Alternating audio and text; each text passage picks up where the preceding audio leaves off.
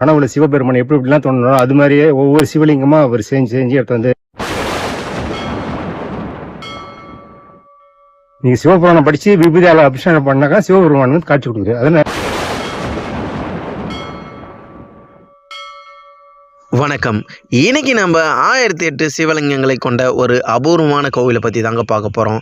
இந்த கோவில் எங்கே அமைஞ்சிருக்கு, இந்த கோவிலினுடைய வரலாறு, இது எல்லாத்தையும் பார்க்குறதுக்கு முன்னாடி நம்மளுடைய சேனலை சப்ஸ்கிரைப் பண்ணாமல் பார்க்குறீங்கன்னா கண்டிப்பாக சப்ஸ்கிரைப் பண்ணிவிட்டு பாருங்கள்.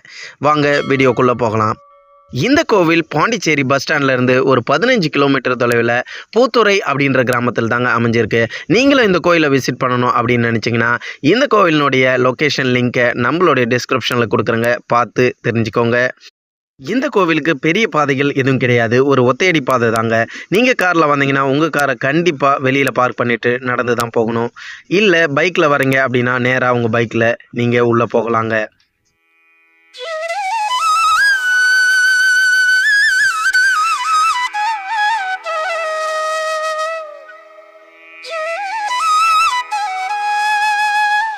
நாம் இப்போது கோவிலை வந்தடைஞ்சிட்டோம். இந்த கோவிலை வந்தடைஞ்ச உடனே இந்த கோவிலை பராமரிச்சுட்டு இருக்கக்கூடிய ஐயா அவர்கள்கிட்ட பர்மிஷன் வாங்கிட்டு நம்ம வீடியோ எடுக்க தொடங்கணும்.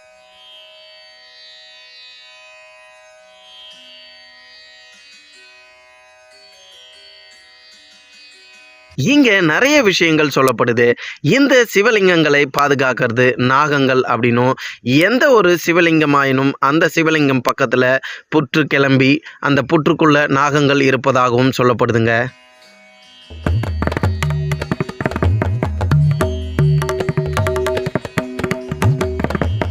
இங்கே நீங்கள் சிவபெருமான் சிலைகள் மட்டும் இல்லைங்க, பல சித்தர்களுடைய சிலைகளும் உங்களால் இங்கே பார்க்க முடியும்.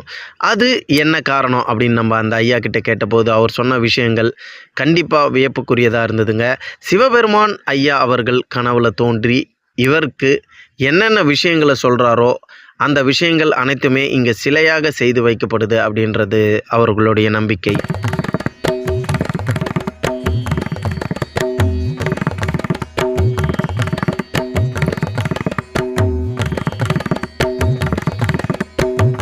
இங்கே இருக்கக்கூடிய சிவலிங்கங்களை பாதுகாப்பது நாகங்கள் அப்படின்னு நம்ம சொல்லியிருந்தோம். இதற்கு ஒரு உதாரணமான கதைகளை ஐயா அவர்கள் நம்மக்கிட்ட பகிர்ந்துக்கிட்டாங்க.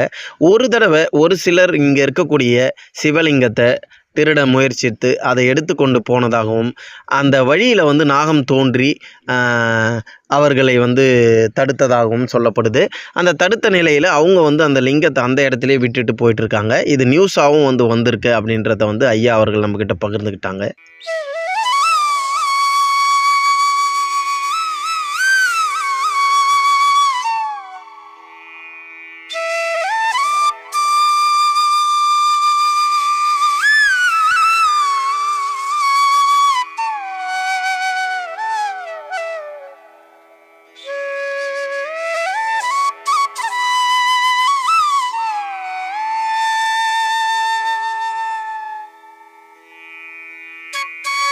இங்கே வாராகி அம்மனுடைய சிலையும் மிகவும் பிரம்மாண்டமாக அமைக்கப்பட்டிருக்குங்க.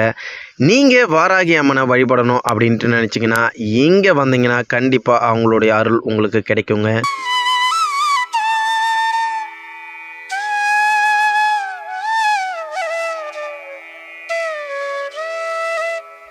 இந்த கோவில் அமைஞ்சிருக்கக்கூடிய இடம் ஃபுல் அண்ட் ஃபுல் ஒரு முந்திரி காடுங்க.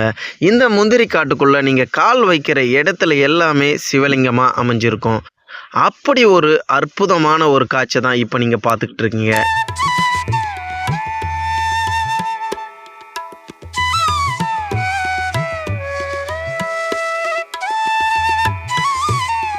இப்போ நம்ம பார்த்துக்கிட்டு இருக்கக்கூடிய லிங்கம் தான் தென் கைலாயநாதர் லிங்கம்ங்க. இந்த லிங்கத்துக்கு வரலாறுகள் சொல்லப்படுது. அந்த வரலாறை இங்கே இருக்கக்கூடிய ஐயா அவர்கள் நம்மக்கிட்ட பகிர்ந்துக்கிட்டாங்க. அதை நான் சொல்கிறத விட அவர் சொல்லி கேட்டால் உங்களுக்கு கண்டிப்பாக இன்னுமே ரொம்ப பிடிக்கும்.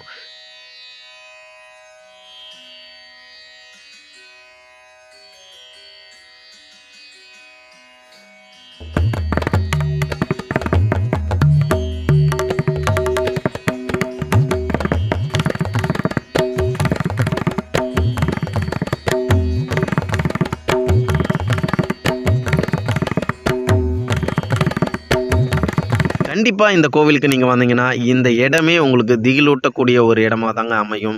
ஏன்னா நாகங்களால் பாதுகாக்கக்கூடிய லிங்கங்கள் அப்படின்றதுனால நமக்கு அந்த ஃபியர் எப்பயுமே இருந்துக்கிட்டு இருக்கும். இங்கே நார்மலான மக்கள் மட்டும் இல்லாமல் இங்கே இருக்கக்கூடிய ஆரோவில்லியன்ஸ், இந்த ஃபாரினர்ஸ் எல்லாருமே கூட வந்து இந்த இடத்துல வழிபட்டுட்டு போகிறாங்கங்க.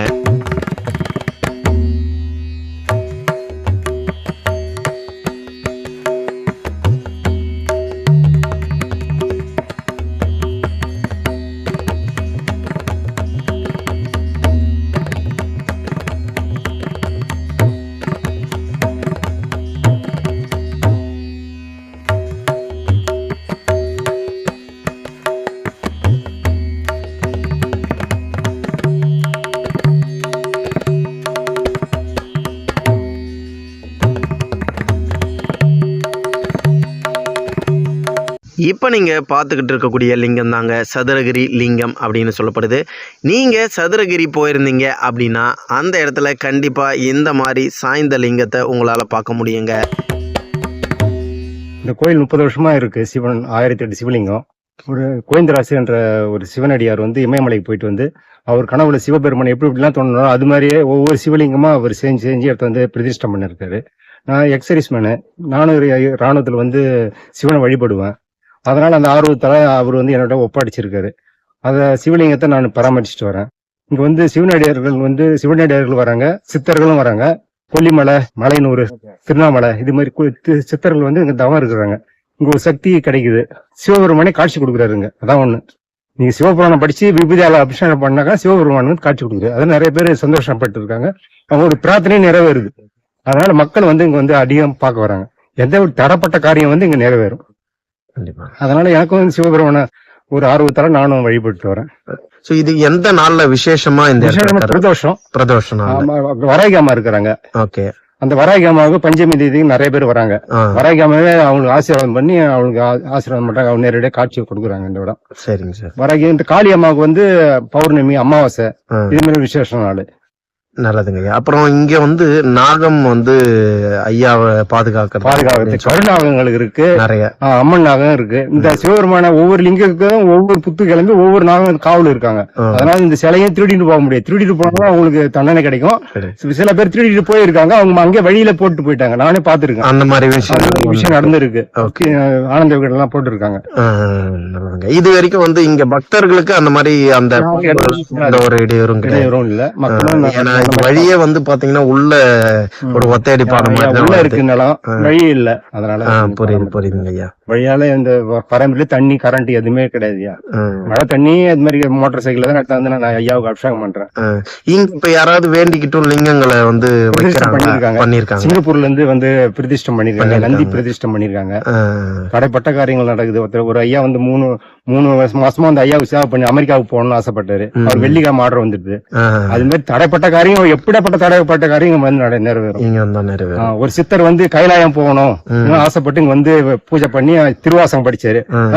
கைலாயம் போய் வந்துட்டு அது மாதிரி நினைச்ச காரியம் நடக்குது. வேற ஒண்ணு. கண்டிப்பா. நன்றிங்க ஐயா, ரொம்ப நன்றி. சிவாய. நீங்கள் சிவபக்தனாக இருந்தீங்க அப்படின்னா கண்டிப்பாக ஒரு முறையாவது இந்த கோவிலை விசிட் பண்ணுங்கள். கண்டிப்பாக உங்களுடைய மனதில் ஒரு அமைதி நிலவும். நீங்கள் நினைக்கக்கூடிய காரியங்கள் எல்லாமே கைகூடும் அப்படின்னு சொல்லப்படுதுங்க.